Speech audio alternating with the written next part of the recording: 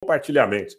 Senhores, em primeiro lugar, eu quero dizer que a situação no Irã, ela decorre de uma tentativa aparente de instituição de uma nova primavera. Eu recebi inúmeros vídeos que já estão postados no canal do Telegram, onde vocês podem observar movimentações em duas regiões importantes do Irã, utilizando do fator da divisão étnica.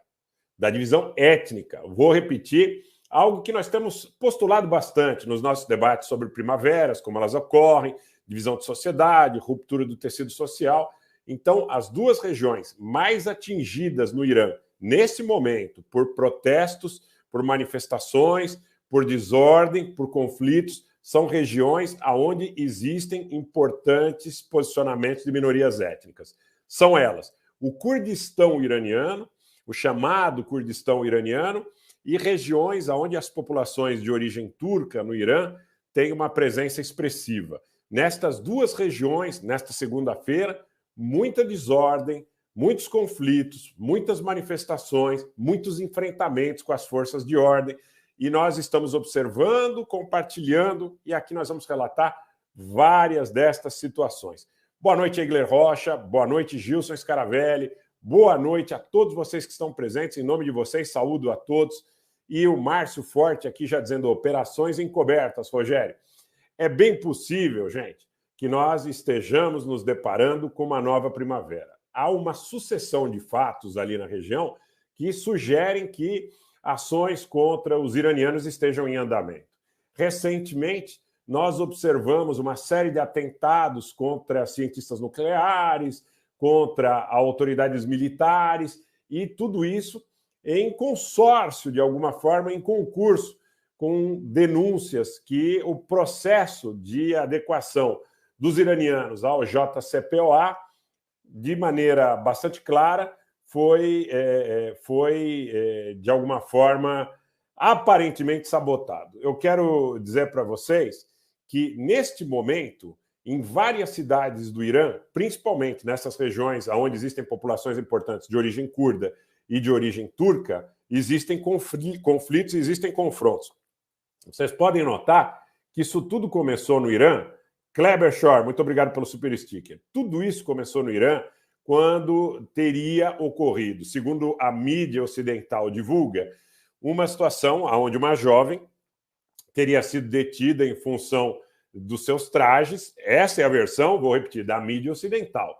Uma jovem de 22 anos, de nome Mahsa Amini, e ela teria sido objeto, segundo estas denúncias da mídia ocidental, de espancamento por parte da polícia. E ela veio a falecer, o que teria sido o estopim dessas manifestações. Quero lembrá-los que esse tipo de narrativa, ela muitas vezes é um pretexto para uma revolução colorida. Muita gente no Irã chamando a Mahsa Amini de George Floyd do Irã, né?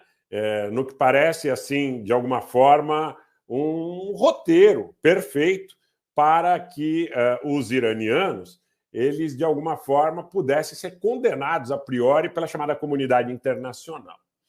Nós não temos condição aqui, com honestidade, de aferir quanto disso é parte de uma narrativa e quanto disso é parte de propaganda com a intenção de promover uma primavera. Então, seria extremamente imprudente, injusto da nossa parte, se nós disséssemos que não houve nenhum tipo de problema em relação à apreensão desta jovem que veio a falecer. De outra forma, nós também seríamos absolutamente levianos se disséssemos que sim, que a polícia ela foi responsável pelo falecimento desta jovem. Fato é que, com esta notícia, nós temos um encadeamento perfeito para situações que vêm acontecendo na região há algum tempo. Esta movimentação na fronteira do Azerbaijão com a Armênia me parece, de alguma forma, no aspecto temporal, encontrar um encadeamento com esta situação que o Irã está vivendo. Até porque as ameaças que são feitas por parte do Azerbaijão e da Turquia vão na direção do fechamento da fronteira do Irã com a Armênia. Seria mais uma forma, talvez, de provocar restrições ao governo iraniano. Outra situação que não pode ser esquecida, e eu quero lembrar a vocês, é a visita da Nancy Pelosi à capital da Armênia, que ocorreu recentemente. Hoje a Nancy Pelosi disse que essa visita já estava marcada, mas eu não tenho elementos categóricos para afirmar que essa visita efetivamente já estava marcada antes da agressão do dia 13, perpetrada pelo Azerbaijão. E nós estamos observando movimentações, nesse momento, relatadas aí pelo Flight Radar. Eu converso com vocês e um olho no peixe, outro olho no gato aqui, observando as movimentações do Flight Radar, que nós temos drones turcos, Bayraktar, provavelmente, na região da fronteira entre a Turquia e a Armênia, observando ali a região do enclave azeri de Nakhchivan, em direção à Armênia, de onde muito provavelmente parta uma ação de agressão do Azerbaijão nas próximas horas contra a Armênia, uma vez que a narrativa de que ações dos armênios contra posições do Azerbaijão teriam acontecido nas últimas horas em canais de Telegram do Azerbaijão, são as narrativas de sempre que precedem os ataques do Azerbaijão contra a Armênia. Primeiro, há toda uma desinformação disseminada pela mídia do Azerbaijão, dizendo que eles estão sofrendo ataques, e depois eles partem para agressões em modelos que o senhor já conhece. Aquela de 2020 contra o Nagorno-Karabakh e a do dia 13 de setembro, assim como a do dia 14 de novembro do ano passado, todas elas agressões extremamente covardes e injustificadas, com o objetivo de ganhos territoriais, com o objetivo de promoção de limpeza étnica, com objetivos de reescrever a história e tudo isso que a gente já está observando. Mas além desses drones na fronteira com a Armênia, agora há pouco chegou mais uma imagem bastante interessante, e até por cerca de 2 minutos eu pude acompanhar ali, tem uma gravação, daqui a pouquinho eu vou colocar para vocês no Telegram, que drones turcos estão também monitorando a fronteira com o Irã. Notícias dos últimos dias davam conta de que 45 mil soldados turcos foram deslocados em direção à fronteira entre a Turquia, a Armênia e o Irã, naquele triângulo. E também os iranianos teriam levado cerca de 45 mil soldados, aproximadamente da Guarda Revolucionária, para a região. O que os iranianos disseram hoje, as autoridades do Irã, no parlamento iraniano, na mídia iraniana, disseram hoje, é que há uma total rejeição e uma inadmissibilidade no que diz respeito à possibilidade de que sua fronteira com a Armênia seja cortada por um ingresso de tropas turcas e do Azerbaijão. Os iranianos taxativamente disseram que irão, de todas as formas possíveis, evitar que essa fronteira com a Armênia seja perdida. Então, nós estamos observando uma movimentação do que aparentemente é uma nova tentativa de primavera no Irã, no mesmo momento em que há uma pressão contra a fronteira entre a Armênia e o Irã.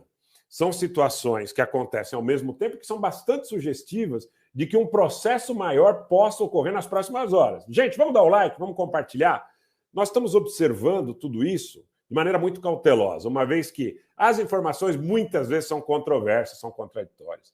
Eu tenho falado muito sobre essa dicotomia colocada aí por uma série de canais que visam tomar parte, e não tomar lado em relação à questão de valores, mas tomar parte como uma questão de dicotomia movida por simpatias, né? A priorísticas. Eu gosto do Fluminense, eu gosto do Flamengo, eu gosto do Lula, eu gosto do Bolsonaro, eu gosto da Ucrânia, eu gosto da Rússia. Não, acho que a gente tem que analisar com responsabilidade fatos. E quando falarmos a respeito da nossa opinião sobre situações históricas, contextuais, defendermos valores, nós devemos colocar para os senhores que nós estamos dando opinião.